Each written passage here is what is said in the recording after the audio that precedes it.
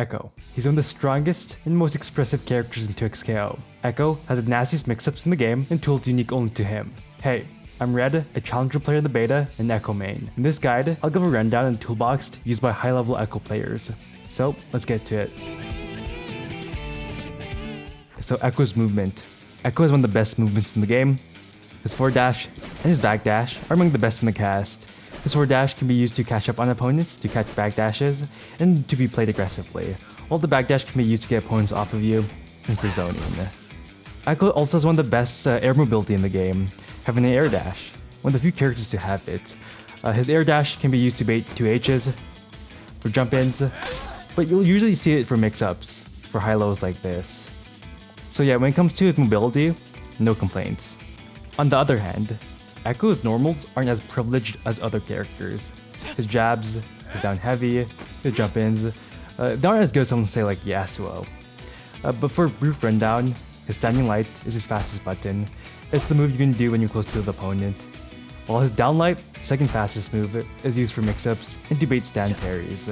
On his medium, they're used to catch opponents mid-screen, or against opponents who mash retreating guard. And Ekko's heavies don't have much use aside from being used in combos. So let's talk about Ekko's unique normals. So doing down for light gives Ekko a crouching kick. It goes further than his down light, but it's a bit slower. Honestly, this move just exists. The advantage of having a low is that it's used for mix-ups, so you want to use the fastest button, which is down light. Ekko also has a dash heavy.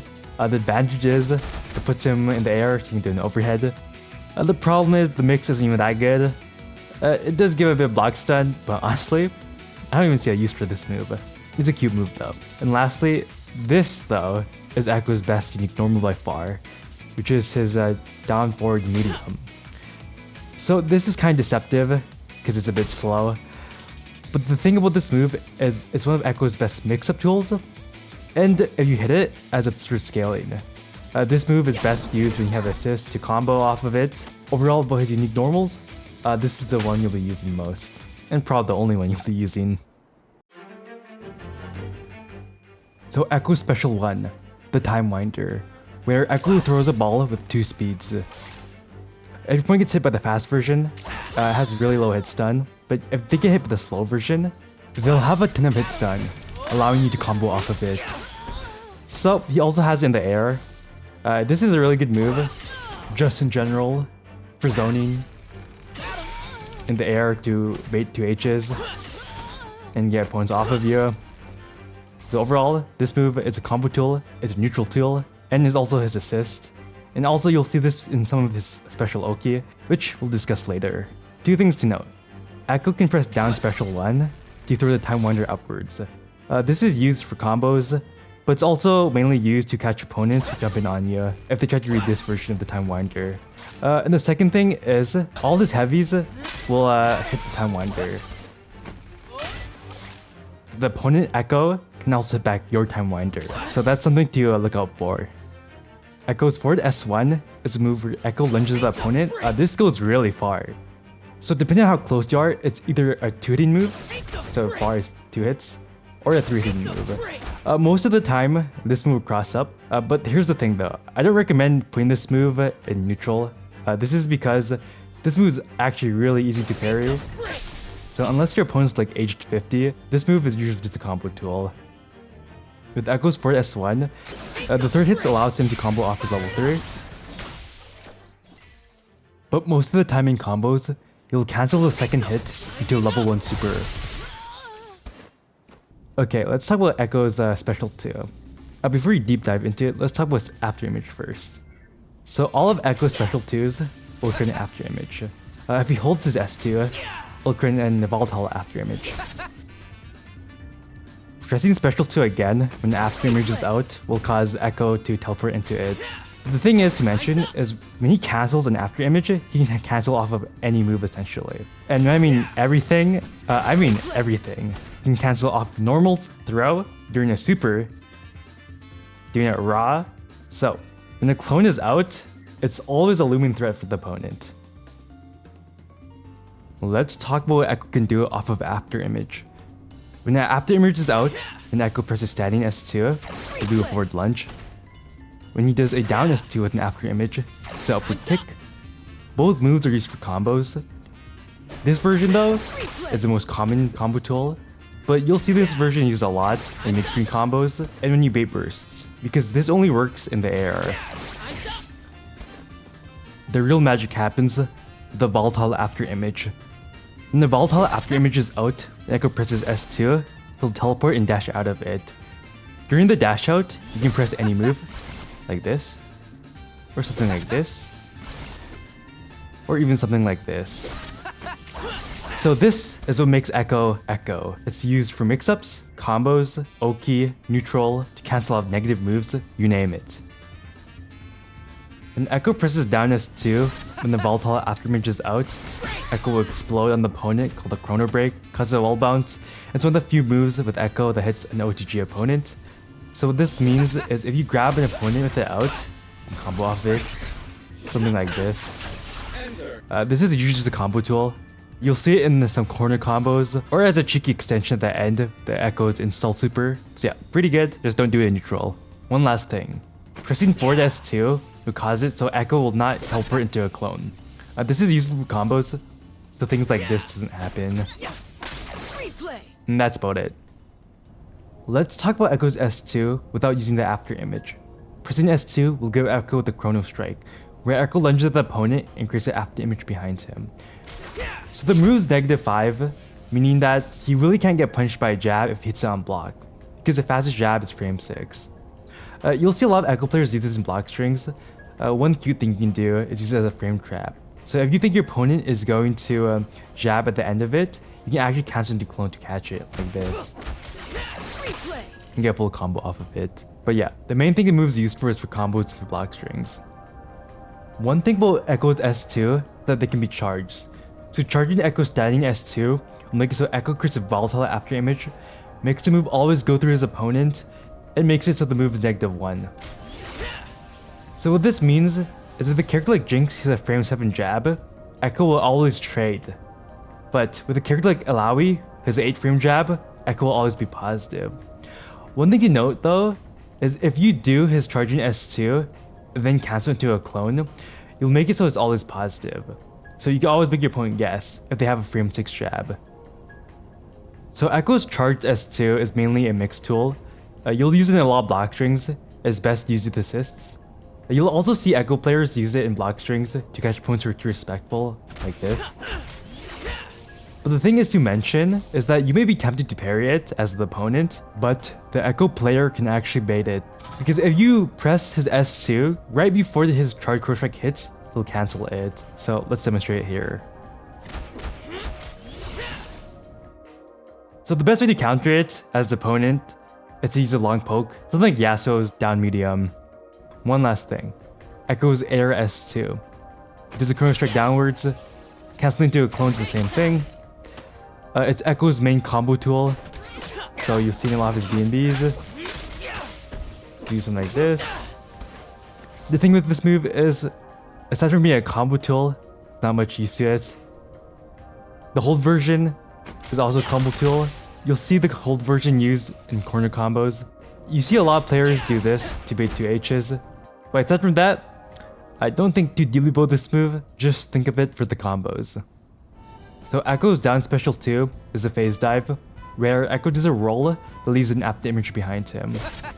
So during the progress of the roll, he's invincible, but one thing to mention is, if you're close enough to your opponent, he'll do a cross up. So a lot of things that you'll see with this thing is for combos, to set up a clone, and block strings, for mix, and for resets. So one thing you see a lot of Ekko players do is call assist into a roll, so the opponent has to block the cross up. So as you notice, with all of Ekko specials, a lot of them are very applicable to a lot of situations. He doesn't really have any wasted moves.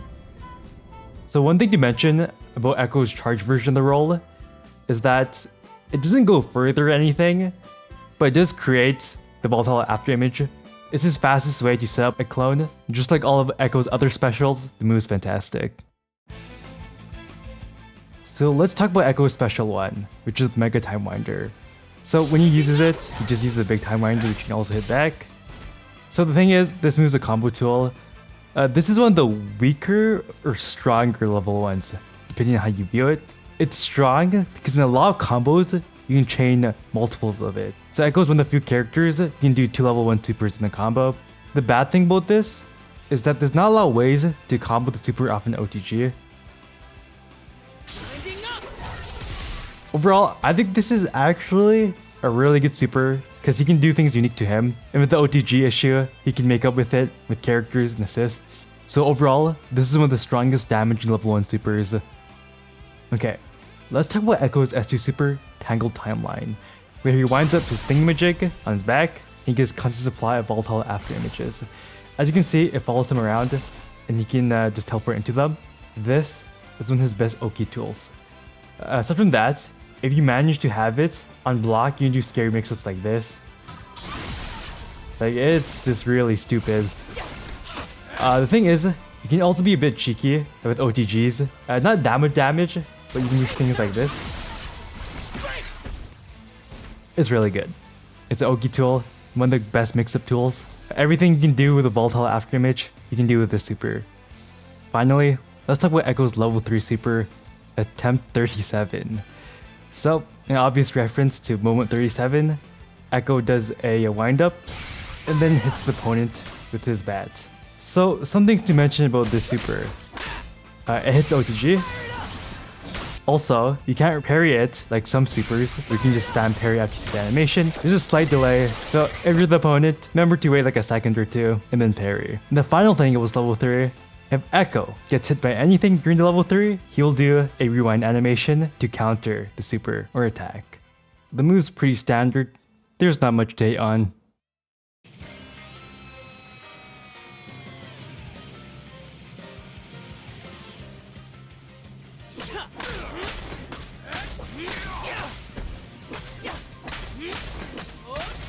Okay, so this is his BNB. This is a combo you use when you're starting out or when you don't know what's happening and you need a reliable combo. Also, this combo has a Sideswitch variation. So it goes like this.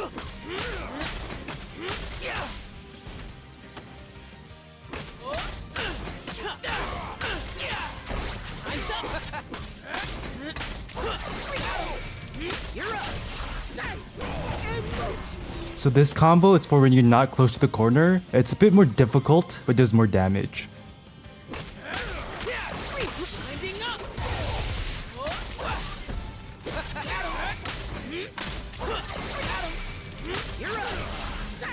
So this is the optimal combo you'll see with 1 bar and mid-screen with Ekko. Sometimes when you're mid-screen, when you're too close to the corner, the combo can whiff. So you have to do another variation.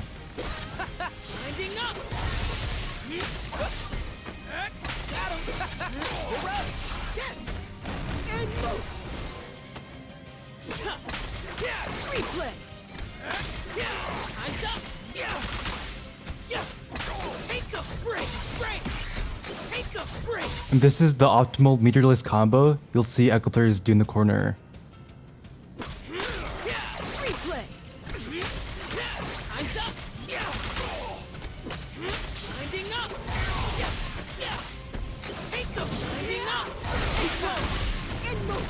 This combo is only possible because for some reason, when Ekko cancels his super into teleport, you can tag out into assist.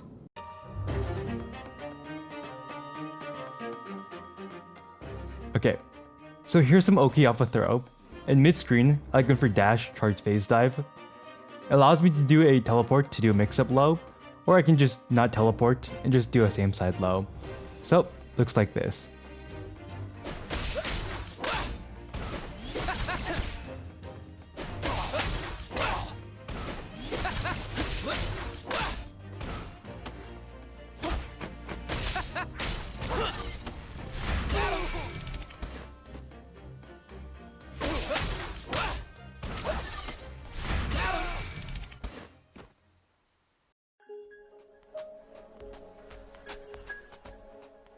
So let's talk about the burrito setup. The point of the setup is that it allows Ekko to cover all get-up options. And if the opponent just decides to block it, well, Ekko is really plus. And you're also going against an Ekko with his install super up. So you're in for a bad time. Honestly, this is really darn difficult to pull off and I suck at this, but Some really cracked players might be able to pull this off consistently. In combos, you can pull off a burrito from Limit Strike S2 in the air. A Limit Strike is essentially when you do 2 wall or ground bounces, the game gives a hard knockdown. Ekko solo combos usually end with 2 S2s, so it's really easy to fulfill. Another way to set up the burrito is from the forward S1 in the corner. Either way, after doing one of the 2 combo finishers, what you must do is instantly S2 super, dash back, jump, time winder, rewind, throw, then rewind again.